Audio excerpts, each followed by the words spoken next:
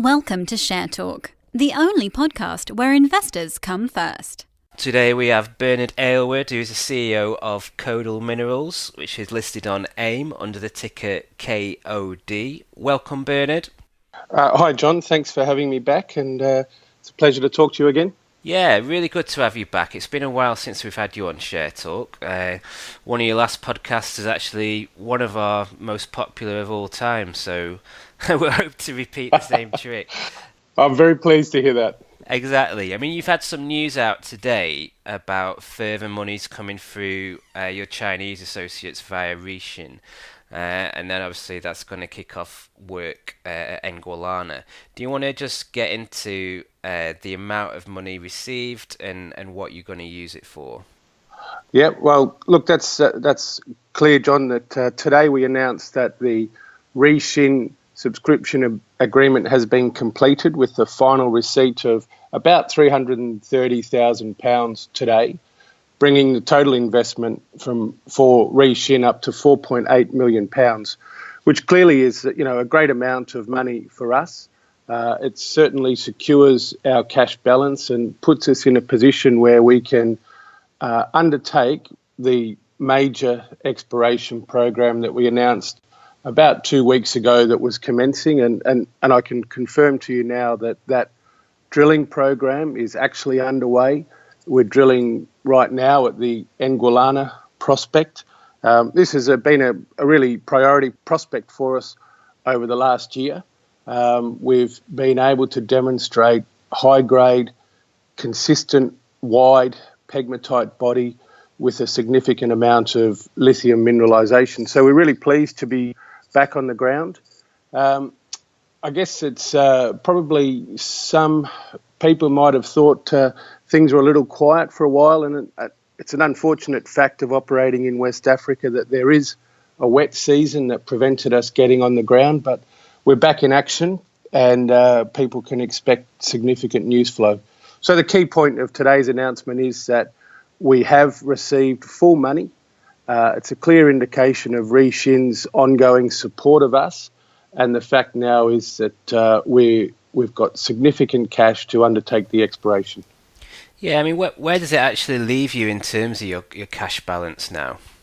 Look, sitting well over £4 million, clearly. I think right now today would be about £4.5 million. So great money. We've got a budget of prioritised exploration, and this amount of money should last us at least 12 months. And the way we plan to spend that money is, number one, drilling. We've prioritised our prospects. As I said, we're already on the ground running. We're going to continue with some metallurgical test work, and what we have returned so far has been extremely encouraging. Producing a good quality spodumene concentrate that then converts to a battery-grade lithium carbonate. So we've got a premium product. And then importantly, we're planning to undertake a large bulk sample, approximately 5,000 tonnes, which we will ship to one of the producers in China. And that will give us a lot of information in regards to the potential processing path that we'll need to undertake on site, and give us a lot of indications of potential plant and size and scope of work required. So obviously this exploration program is now underway, and you've mentioned obviously that the drilling at Ngualana is your priority. How long is this likely to take? Well, we expect to probably be drilling constantly through to about March now. And while I say Ngualana is our priority, and clearly I think the investors who've been following our story will recognise straight away that we're in an area of high grade, of good width. But what we have been doing over these last few months as well is building up our pipeline of targets. And we've recently completed some ground magnetics that have highlighted some extensions and potential offsets to the Ngualana vein. We've got an area to the south of Ngualana, which is our field mapping has delineated multiple pegmatite veins that will be in drilling at the moment, that will be drilled as soon as we finish at the Ngualana prospect. We've got Sogolabale, Boomu, Orchard, and multiple targets that will be tested. So we're really thinking that with this project, we've got an opportunity to delineate a large system of pegmatite mineralisation, not just from one prospect. Even though I say Ngulan is our priority, we've got multiple prospects that I think will lead to us building up a substantial project that we believe we can define for future development. So can investors potentially expect news on multiple fronts throughout the next sort of 3 to 6 months? Absolutely. As I say, we're drilling, so there'll be we'll have drilling consistently, assays going to the lab, and we'll report them as quickly as we can receive the assays. We'll be undertaking the metallurgical testing, and that's a really important piece of work to get done so that it assists us with the development. The bulk sample news will be really encouraging. And of course, we're always looking for more prospects and projects, and I think we'll have a very consistent and strong news flow over the next few months. So you've had your AGM earlier on recently, Yep. So do you want to just give us a bit of insight as to what was discussed there?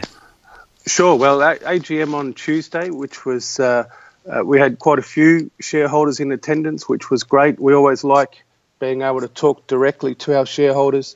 All our resolutions were passed, which again, we expected. We've always had good support from our shareholders, but it was good to get that done.